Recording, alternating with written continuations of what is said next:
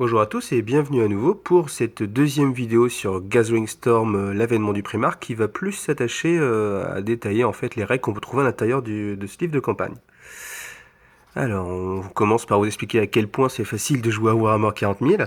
Il y a tellement de façons de construire son armée qui sont obligés à chaque fois de faire tout un bloc de texte.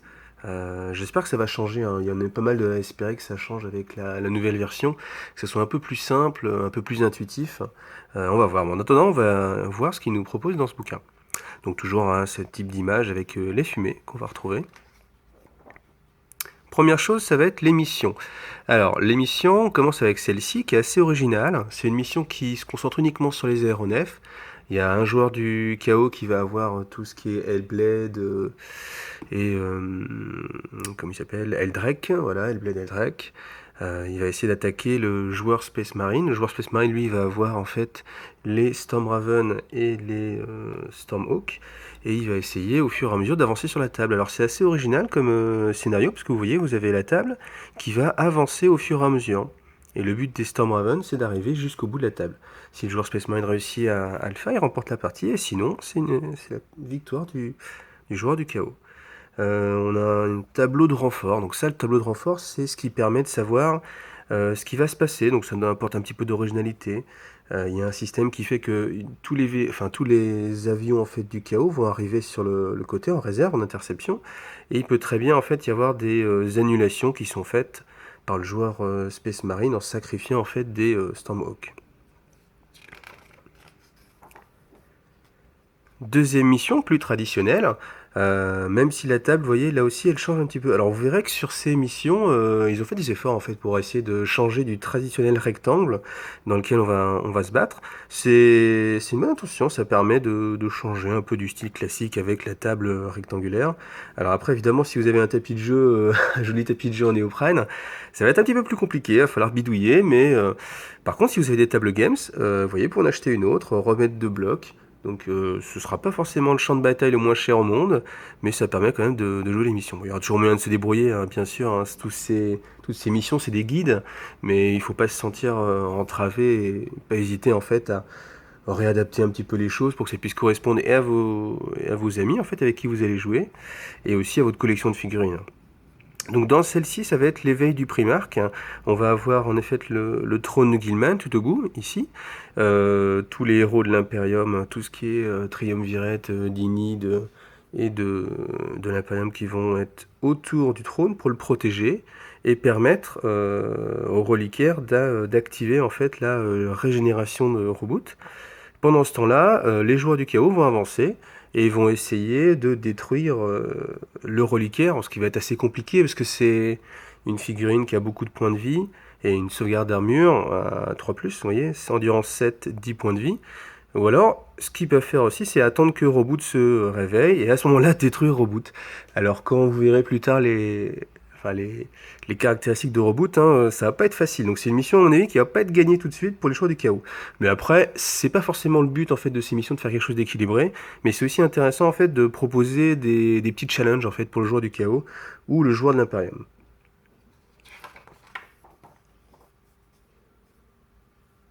Dans cette mission numéro 3, qui s'appelle l'honneur de Macredge, on retrouve une table un peu plus traditionnelle, même si les zones de déploiement, vous voyez, là on a une grande zone de déploiement pour l'Imperium, et une zone beaucoup plus courte pour le chaos.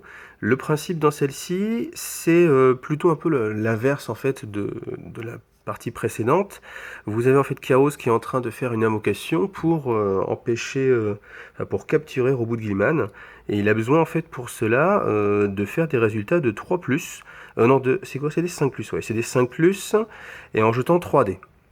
Ah, donc il jette 3 dés à chaque fin de tour, et s'il est aidé en fait de héros de Slaanesh, il va gagner en fait des dés bonus. Dès qu'il a obtenu 6 réussites, Guilliman a perdu. C'est aussi simple que ça. Donc là par contre ça me paraît un peu plus à la faveur en fait du joueur du chaos. Bon, après il n'y a pas beaucoup de tours. Il y a 6 tours de jeu, et en fait Kairos lui va apparaître en vagues. Donc il y a 3 vagues qui vont arriver au fur et à mesure de la partie. Et comme Kairos va arriver à la troisième vague, bon, automatiquement ça retarde un petit peu le moment où on peut commencer à lancer des dés. Mais malgré tout, si vous restez caché avec Kairos, bon ça c'est assez sympa parce que ça représente bien le personnage tel qu'il est décrit. C'est pas un personnage, c'est pas un prince démon qui est là pour aller au corps à corps. Au contraire, lui il est là vraiment pour manipuler les gens. Donc ne pas forcément l'envoyer et essayer de le cacher, c'est assez sympa. Et une mission à mon avis qui va être assez intéressante aussi. Mais même si elle favorise à mon sens le joueur du chaos.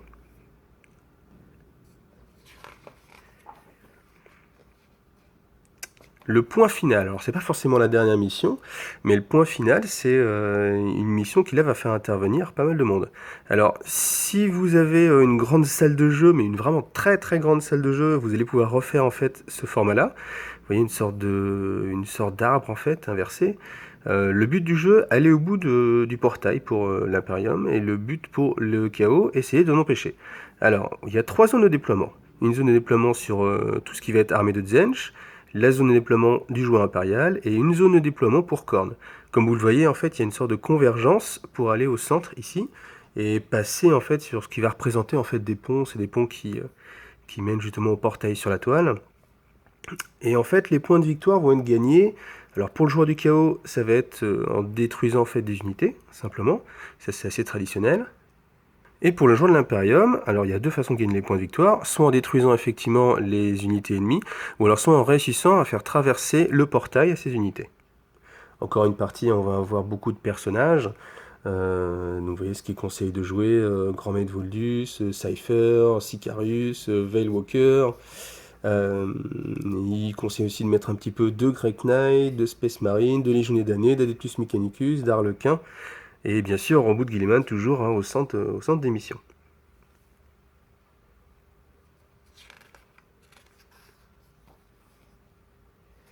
Là, on arrive enfin sur la dernière mission à thématique Gathering Storm. Donc le principe de celle-ci, elle va reprendre en fait un élément de la bataille, c'est quand ils se battent en fait dans un cratère.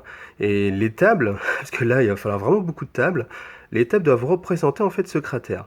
Donc vous avez d'un côté le déploiement des joueurs du chaos, qui va protéger en fait un portail. Enfin, les troupes du chaos en fait sont en train de sortir de ce portail. Et à l'inverse, les impériaux sont tout autour et vont essayer au fur et à mesure de réduire l'avancée des joueurs du chaos. Alors dans cette mission, il y aura un duel épique entre Magnus Sered et Roboute Guilliman. Et le principe de jeu, c'est que vous allez gagner en fait des points de victoire pour chaque unité que vous avez détruite, et aussi des points de victoire si vous blessez en fait en combat singulier dans le duel. C'est-à-dire si Roboute blesse son frère, il gagne un point, et inversement. Dans cette mission-là, je pense que les Primarques sont vraiment mis en avant. Pourquoi? Parce que même quand ils sont tués, en fait, il y a une un petit passage de règles qui leur permet en fait de revenir simplement sur un 2+ la première fois, ensuite sur un 3+, puis sur un 4+, et ainsi de suite. Donc quand on connaît la résistance des Primarques, autant dire que la partie va être compliquée et on va vraiment avoir un duel épique. Je pense que ça c'est fait pour s'amuser un petit peu. Pendant ce temps-là, tout le monde doit se battre autour alors qu'il y a le duel épique entre les Primarques. Ce qui est aussi intéressant, c'est toutes les petites règles spéciales qu'ils peuvent rajouter. Donc comme on se bat sur la Lune, pas d'atmosphère, donc toutes les attaques sont perforantes, et faible gravité, toutes les unités d'infanterie ont le type d'unité saut. Donc ça va permettre de bouger beaucoup. Sur une table aussi grande, c'est pas mal qu'ils aient pensé à faire quelque chose pour donner un peu plus de dynamisme. C'est vrai que si vous vous battez dans un coin, que vous vous retrouvez après seul, vous pouvez vous retrouver vraiment à passer votre temps à traverser la table. Là, comme vous avez un mouvement de saut, ça vous permet de gagner beaucoup de temps. Après, il y a d'autres règles, mais on va pas forcément toutes les détailler. Il faut simplement savoir qu'avec Veilwalker, vous pouvez en fait fermer le portail sur la toile et ainsi piéger en fait les unités du chaos. Voilà. C'en est fini pour les missions vraiment à thématique pure. Et là, on arrive sur Cataclysme of War. Alors, Cataclysme of War, c'est quoi? C'est des nouveaux types de missions pour Warhammer 40 000 que vous pouvez jouer sans pour autant vouloir coller en fait au scénario. Donc, ça peut prendre n'importe quelles armées. Vous pouvez faire du Tyrannide contre du Necron ou n'importe quelle autre combinaison. Moi, ça me paraît être une bonne chose pour redynamiser un petit peu tout ce qui est mission de bataille. Et j'ai envie de dire qu'on peut sentir peut-être une patte en fait de ce que peut être la prochaine version de Warhammer 40 000, la V8. Enfin, moi, c'est comme ça que je le sens dans cette lecture de livre. De temps en temps, on a des petits ajouts de règles et on se dit tiens, ça c'est bizarre, ça sent un petit peu la preview. Alors on verra si je me trompe ou pas, mais il y a des choses qui sont vraiment des bonnes idées. Alors là, comment ça se passe? Vous avez les missions Cataclysme of War. Dans votre gestion d'armée, vous allez gagner en fait des points de commandement, des points de stratagème. Et ces points de stratagème, vous pouvez les dépenser pour gagner en fait des bonus. Donc, petit exemple de bonus, bon, du redéploiement. Ça, c'est assez facile à comprendre. Après que les deux camps sont déployés, vous pouvez redéployer une unité sur le champ de bataille. Vous avez aussi la possibilité de faire des tirs de riposte. C'est là où je me dis que ça peut ressembler peut-être à une règle qui serait présentée. On a l'habitude en fait de jouer, il y a maintenant des réactions, c'est-à-dire l'adversaire fait quelque chose, on peut réagir. Ça permet d'avoir un jeu plus fluide et éviter d'être spectateur un peu de la bataille pendant toute la phase de tir. Hormis bien sûr lancer les dés de sauvegarde, mais là c'est un peu plus interactif. Donc tir de riposte, quand on vous tire dessus, vous pouvez répondre en fait. Alors ensuite, première mission de Cataclysme of War, sceller la tempête. Donc vous allez retrouver un champ de bataille assez classique, le système de pions objectifs, avec 3 pions objectifs qui vont être mis sur la ligne médiane, déploiement classique, un joueur A, joueur B. Le premier tour, on va retrouver à chaque fois le même système, c'est-à-dire le joueur qui s'est déployé le premier choisit qui a le premier tour. S'il décide de prendre le premier tour, son adversaire peut tenter de prendre l'initiative. Voilà. Durée de la partie aléatoire et conditions de victoire. Évidemment, celui qui a marqué le plus de points de victoire l'emporte. Alors, comment on va gagner des points de victoire? En se situant en fait à côté des pions objectifs qui représentent des sortes de puits de génération de warp, hein. Des puits de... je sais pas comment ils les appellent exactement, mais des puits en fait qui permettent de générer des meilleurs résultats en fait pour la tempête, parce que ça va jouer en fait avec tempête empyréenne. Donc ça, c'est le petit supplément qui est apparu dans Gathering Storm numéro 1. Et c'était des petites cartes qui viennent rajouter à chaque tour de joueur des bonus ou des malus, ça va dépendre. Et c'est surtout centré sur les psycheurs, évidemment, ça va booster les psycheurs ou au contraire les affaiblir, il y a un petit peu de tout. Alors là, le principe pour gagner les points de victoire, à chaque fois que vous êtes à côté d'un pion objectif, alors même s'il y a l'ennemi à côté, c'est ça qui est aussi intéressant, c'est pas du contrôle classique avec des unités de troupes qui vont être objectifs sécurisés. Là, c'est n'importe quel. Alors là, par contre, c'est que les personnages.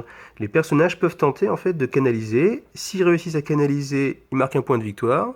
Et s'ils réussissent pas, le prix de l'échec, toutes les figurines qui se trouvent à 6 pouces au moins du pion objectif vont prendre une blessure sur un 4+. Une blessure qui sera sans sauvegarde d'aucune sorte, hein. Donc pas de vulnérable, pas de sauvegarde de couvert et pas de sauvegarde d'armure. Alors cette bataille, ça va être un petit peu, à mon avis, le fouillis. C'est une partie fun, hein. Vous n'allez pas faire ça dans un tournoi ou ce genre de choses. Là, si vous êtes entre amis, vous avez envie d'avoir une partie où vous allez rigoler parce qu'il va se passer plein de choses. Vous avez donc les règles de tempête empyréenne qui sont cumulées avec fureur de la tempête empyréenne. Ce qui veut dire qu'à chaque fois que vous avez réussi à canaliser des cartes, vous allez pouvoir générer des sorts en plus. Donc voilà, partie pour le fun, hein. Ensuite, Cataclysme of War, les caprices du Warp. Alors dans celui-ci, ça va être de la capture d'objectifs. Vous avez encore plusieurs pions objectifs. Ces pions objectifs vont se déplacer, ils vont avoir des règles spéciales. Vous voyez, s'ils plient dans la bataille, faites dévier le pion objectif de 2 décisions de direction aléatoire. Ça permet d'ajouter un petit peu de fun, un petit peu d'imprévu et d'éviter que certains joueurs campent avec leur armée autour du pion objectif. On va retrouver la règle classique, hein, sur le déploiement. Donc le joueur qui s'est déployé en premier choisit qui a le premier tour, il décide ensuite de prendre le premier tour, enfin son adversaire peut tenter de prendre le premier tour, de reprendre l'initiative. Environnement éprouvant, pourquoi? Parce que vous battez avec tout ce qui est tempête warp autour de vous, c'est un petit peu l'apocalypse, hein, ce qui fait que vous devez réduire de 1 la caractéristique de commandement de toutes les figurines sur champ de bataille. Ça évite, c'est vrai qu'on a beaucoup de règles en fait qui favorisent les hauts commandements. Là au moins, les unités peuvent fuir et c'est quelque chose qu'on verra plus souvent. Et ce qu'on voit assez rarement, surtout quand on joue Space Marine, hein. Alors, réceptacle warp, au début du tour, vous jetez un dé, hein, pour chaque pion. Warp stabilisé, aucun effet. Sentier du monde enterré, vous pouvez retirer au début de votre phase de mouvement n'importe quelle unité à 6 pouces au moins de cet objectif et la faire revenir en frappe profondeur, ce qui rajoute beaucoup de mobilité, hein, sur votre armée. Ensuite, ça c'est encore pour les psycheurs, Nexus empyréen, vous ajoutez D3 D à votre charge warp. Et ensuite, toutes les figurines qui contrôlent cet objectif ont une sauvegarde invulnérable de 5+, ou améliorée si vous avez déjà une sauvegarde classique. Et la dernière, anomalie temporelle, toutes les unités qui contrôlent cet objectif tirent au jugé avec leur pleine CT. Voilà. Ensuite, troisième et dernière mission, donc un sanctuaire dans la tempête. Pourquoi un sanctuaire? Parce que ça va être une mission qui, à l'inverse de la première, va être beaucoup plus calme. Donc si vous n'aimez pas trop les règles d'empire, enfin les règles de tempête empyréenne, C'est une mission qui va plutôt vous intéresser. Vous avez donc la table qui est séparée en 6 sections. Vous refaites un déploiement classique aléatoire, ça peut être en diagonale, ça peut être face à face. Et à chaque tour, en fait, va être généré un objectif dans un des carrés, mais vous ne savez pas lequel forcément. Donc vous allez être obligé de bouger, de vous précipiter sur le pion objectif qui apparaît. Et pour justement favoriser un petit peu on peut dire, hein, les gens qui préfèrent qu'il n'y ait pas trop de hasard, vous avez Accalmie dans le Warp. Dans celle-ci, tous les personnages qui sont à 3 pouces ou moins peuvent ignorer les événements des tempêtes empyréennes qui devraient les affecter. Voilà, mission un peu plus classique, hein, si ce n'est qu'il va falloir vraiment bouger. Voilà. Ensuite, on va passer aux règles spéciales. Alors, les anges déchus, ça c'est la partie à mon avis la plus intéressante en termes de conception d'armée. Les anges déchus, c'est tout ce qui est bien sûr les Fallen avec Cypher. Alors, frères de bataille avec armée de l'Imperium, sauf les Dark Angel, hein, évidemment, faut rester logique, et les Chaos Space Marine. Donc ça permet de les jouer que vous ayez une force de chaos ou une force de l'Imperium. Cypher, bien sûr, va être au cœur de cette formation. Alors une fiche technique encore qui détaille à quel point c'est facile de jouer à Warhammer 40 000. Le voilà, Cypher, dans toute sa splendeur, un très belle figurine quand même, on peut le voir, une figurine très réussite. Alors, Cypher, il est assez classique hein, dans ses règles spéciales. On va voir cours, désengagements, dissimulation, ils ne connaîtront pas la peur, guerrier éternel, infiltration, personnage indépendant. Et il a cette capacité en fait de semer la discorde. Ça va être représenté par le fait que dans votre armée, votre seigneur de guerre va avoir -1 son commandement. Parce qu'il doute un petit peu des intentions de Cypher, est-il avec lui, est-il contre lui. Donc ce doute c'est représenté par une petite pénalité.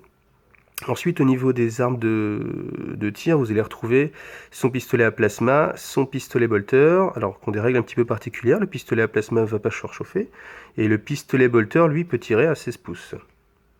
Alors Cypher, c'est vraiment le pistolero hein, de Warhammer 40 000. On va le retrouver avec sa règle spéciale, il peut tirer 2 fois avec chacune de ses armes, ou même sprinter et effectuer un tir avec chacune de ses armes. Ce qu'il y a aussi comme particularité, c'est que Cypher est assez difficile à attraper. Donc s'il perd son dernier point de vie, il est retiré comme perte, mais tout dépend s'il a été capturé ou pas. C'est-à-dire que s'il y a une unité qui est autour de lui, cette unité peut le capturer.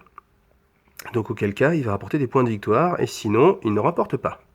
De même, vous avez toute cette partie, la poursuite des Fallen. Cette partie est là pour représenter ce qui peut se passer si vous jouez Cypher et des Dark Angel ensemble. Donc ça, on est vraiment dans le narratif. C'est un bloc qui est vraiment utilisé avec l'accord de l'adversaire en vous disant bah tiens j'ai envie de recréer justement la traque des déchus, la traque de Cypher. Donc c'est des règles qui viennent dire par exemple vous voyez, si Cypher est forcé de s'échapper et capturé par une figurine autre que Dark Angel, aucun camp ne marque de points de victoire. Si c'est le Dark Angel, évidemment 3 points de victoire bonus. Voilà. Alors on va continuer avec tout ce qui est formation justement des Fallen, donc les déchus d'Archangel. On peut les équiper assez classiquement, sauf que tout le monde a accès au plasma. La plupart des personnages peuvent tous avoir en fait un pistolet à plasma. Ensuite, bon, on peut avoir une arme lourde, faire des petites unités. Chaque figurine coûte 20 points. Dans leur règle spéciale, rien d'original, arme de corps à corps, bolter, grenade, bolter lourd. La seule subtilité, c'est que vraiment vous pouvez les équiper un petit peu comme vous voulez, un petit peu comme de la Deathwatch. Ensuite, on a la formation champion Fallen avec Cypher et de 1 à 3 unités de Fallen. Le bonus, vous avez la règle d'infiltration, et ensuite toute unité de la formation à 12 pouces ou moins de Cypher, à la règle, ils ne connaîtront pas la peur et obstinés. Voilà, petit bonus qui fait toujours plaisir vu que c'est gratuit. Hein. Ensuite, le Grand Master Voldus, donc lui, c'est un gros psyker, un des meilleurs psycheurs de l'Imperium. Niveau de maîtrise 3, sachant qu'il peut rajouter, en fait, il va gagner un pouvoir de démonologie séraphine en plus. Pour les stats, hein, c'est assez classique, 3 points de vie. Les règles spéciales, AJ, si on ne trompe pas la peur, personnage dépendant, psycheur niveau maîtrise 3, pureté d'esprit, voilà. Les reliques de Titan, c'est son marteau, vous voyez son grand marteau tueur de démons, mêlée force commotion, fléau des démons, arme de spécialiste. Donc un personnage assez classique qui apporte pas forcément grand chose sur les règles spéciales, mais qui va être un archiviste de qualité. Ensuite à nouveau une formation avec un librarian, qui peut être pas forcément le Grand Master Voldus d'ailleurs, hein, ça peut être n'importe qui, 2 unités de Paladin et 2 unités de Grey Knight Terminator. Donc dans cette formation, vous allez gagner en fait, tant qu'au moins 3 unités de cette formation sont sur le champ de bataille, vous pouvez ajouter 1 au résultat des tests pour abjurer le sorcier, voilà, ça c'est classique, et aura de pureté, tant qu'au moins 3 unités de formation sur le champ de bataille, si n'importe quelle unité de cette formation réussit à manifester le pouvoir psychique bannissement, toutes les unités avec l'arrêt spécial démon à 12 pouces ou moins de n'importe quelle unité de cette formation sont affectées. Voilà, vraiment une unité encore qui va être là pour lutter contre les démons, ce qui est assez classique.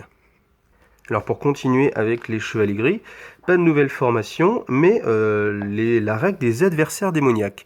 Donc dans cette partie, ça vous permet de gérer en fait des armées où il y aura en fait des possessions démoniaques. C'est-à-dire que vous n'allez pas jouer forcément démons, vous allez jouer par exemple Astra Militarum ou Orc, et dans votre armée, ben, vous avez le droit de payer des améliorations comme vous voyez Psycheur niveau 1, démon. Ça c'est gratuit pour vos personnages, ou alors la règle spéciale démon niveau de maîtrise 2, 25 points. Donc ce qui permet de donner un petit peu de variété en fait, hein, à vos parties et de justifier le fait que les chevaliers gris viennent se battre. Alors la plupart des règles vont être défavorables quand même aux joueurs chevaliers gris, donc ça c'est vraiment si vous avez envie de donner vraiment une thématique, mais ça va pas être une partie équilibrée, hein, parce que la plupart des bonus en fait vont toujours aller à l'adversaire des chevaliers gris. Mais bon, on sait qu'il y a des joueurs qui aiment bien justement changer un petit peu, pas forcément faire des batailles équilibrées. Ça, c'est fait pour vous. Voilà. Le voilà, le grand robot de Guilliman, Primarque de son état. Très belle aussi photo là, ici avec le fond étoilé. On dirait vraiment qu'il domine en fait la galaxie, c'est assez joli. Ensuite, au niveau de ses règles, donc là, comme vous voyez, on va retrouver des caractéristiques assez élevées, hein, CC9, CT6, force 6, endurance 6, point de vie 6, initiative 6, attaque 6. C'est bizarre tous ces 6, hein, croire qu'il est influencé par quelqu'un. Commandement 10, sauvegarde de plus, créature monstrueuse. Alors, dans ces règles spéciales, par où commencer? Parce qu'il y en a vraiment beaucoup. Alors, c'est un règle spéciale, course ennemi juré sur le chaos, frappe de précision guerrier éternel, insensible à douleur sans peur, tactique de chapitre ultramarine, tir de précision, volonté d'adamantium. Ensuite, Seigneur commandant de l'Imperium, donc ça fait que toutes les armées de l'Imperium vont pouvoir relancer leur test de morale de peur de pilonnage tant que Guilliman est sur le champ de bataille. Primarque de la 13e Légion, donc ça vous permet d'utiliser les doctrines de combat sur les ultramarines. Volonté inflexible, la caractéristique de commandement donc peut jamais être modifiée, c'est-à-dire qu'il ne peut y avoir aucun modificateur. Quoi qu'il arrive, il aura toujours sa valeur de 10. Et maître absolu, alors ça c'est la règle un petit peu la plus intéressante à mon avis en sens tactique, c'est qu'elle vous permet d'avoir tous les traits de commandement du livre de Warhammer 40 000. Donc tous les traits, vous n'avez pas besoin de choisir en tant que seigneur de guerre, il aura tout. Ensuite, bien évidemment, ses compétences. Alors, il ne porte pas moins que rien que l'épée de l'empereur. L'épée de l'empereur, une arme de force 10, PA1, mais les commotions, tourbillon de flammes. Donc ça permet de faire des attaques, pas en fonction de votre nombre d'attaques, mais en fonction du nombre de figurines qui sont en contact. Comme c'est un gros socle, hein, on peut imaginer que s'il y a... imaginons s'il se fait engluer par des Gretchen ou des petits Ormagontes, il peut faire tournoyer en fait son épée et effectuer une touche contre chaque figurine qui est en contact. Ensuite, il a une espèce de bolter suprême, forté 24 pouces, force 6, un PA2, assaut 3, perforant. Et son armure du destin, donc, a été façonnée pour lui. Ça lui permet d'avoir une sauvegarde invulnérable à 3+, et aussi la capacité de revenir d'entre les morts. Donc, à chaque fois qu'il va être blessé et surtout tué, vous jetez un dé sur un 4+, il revient avec un des 3 points de vie supplémentaires. Voilà. Ce qui va en faire vraiment une unité, un personnage à ne pas négliger et vraiment difficile à gérer. Donc on verra ensuite avec ce qui pourra sortir, comment on peut le gérer. Mais là, à mon avis, c'est quand même... enfin, en même temps, c'est un Primarque, hein, on peut pas non plus l'ignorer. Alors bien sûr, on va retrouver des formations avec Reboot, donc Triumvirat du Primarque avec ce que vous allez trouver dans la boîte, c'est-à-dire Cypher, Voldus et Reboot. Vous pouvez relancer un jet de sauvegarde raté pour chaque figurine de cette formation, donc des actes qui sont plutôt résistants. Je pense que votre formation là va vraiment être difficile à contrer. Et ensuite, présence charismatique, tant que Voldus, Reboot, Guilliman sont sur le champ de bataille, toutes les unités de la faction armée de l'Imperium ont la règle spéciale obstinée. Voilà. Et ensuite, Victris Guard, donc ça, vous voyez, c'est le Captain Sicarius, avec une unité de Northgard et 4 unités de Stormguard vétéran ou Vanguard. Ajoutez au caractéristique de capacité de combat, c'est figurine de la formation, donc ce qui est plutôt sympa. Ensuite, vous allez aussi avoir la possibilité d'avoir une armée sur les ultramarines. Donc vous allez avoir des nouveaux traits de seigneur de guerre spécifiques aux tactiques des ultramarines, ainsi que des nouvelles reliques. Voilà, l'étendard de Macredge, ça à chaque fois, ça c'est sympa. À chaque fois que vous avez une figurine qui est tuée, dans les 12 pouces de l'étendard, sur un 5+, elle peut soit effectuer un tir, ou soit venir effectuer une attaque de corps à corps. Donc qui va représenter en fait la difficulté de tuer en fait les espèces marines autour de leur bannière. Et on finit avec le détachement de Victory Strike Force. Donc là, vous voyez les règles spéciales. On peut relancer le tableau, enfin le jet sur le tableau. Ce qui veut dire aussi que bon, si vous jouez reboot, ça va pas forcément être le meilleur bonus. Par contre, vous avez bonus de commandement doctrine parfaite. Vous pouvez employer la doctrine tactique, la doctrine assaut ou doctrine dévastateur, donc qui sont dans le codex Space Marine, une fois chacune par partie. Lorsque vous employez une de ces doctrines de combat, toutes les figurines ultramarines de votre armée sont affectées. De plus, vous pouvez employer n'importe quelle combinaison de doctrine tactique, doctrine d'assaut et doctrine dévastateur lors de n'importe lequel de vos tours, en respectant le nombre de fois que vous pouvez l'utiliser normalement. Et bien sûr, objectif sécurisé.